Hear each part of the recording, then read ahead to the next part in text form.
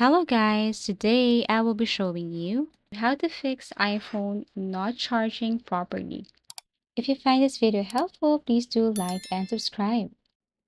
So first, you have to check your charging cable and adapter. Inspect your lightning cable for any visible damage or fraying.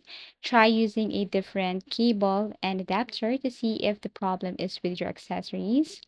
And use Apple certified cables and chargers to avoid compatibility issues.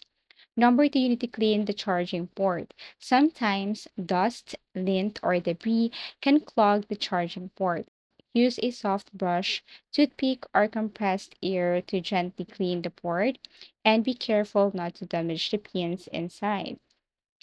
Three, you need to restart your iPhone.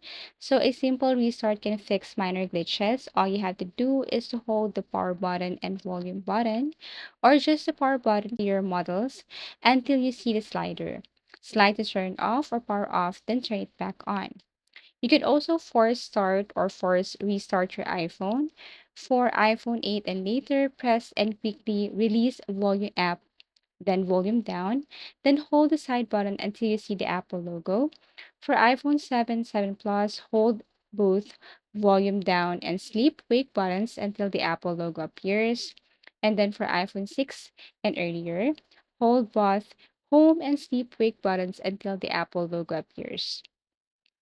Next, you need to simply reset all settings. So go to your settings, go to general, transfer or reset iPhone, reset all settings.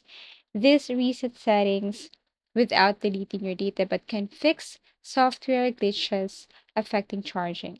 Lastly, contact Apple support or visit an authorized service center. If none of the above works, your phone or iPhone might have a hardware issue like a faulty charging port or battery. So I'd really hope by following any of this method, this will somehow fix iPhone not charging properly. Thank you for watching and see you again in our next video tutorials.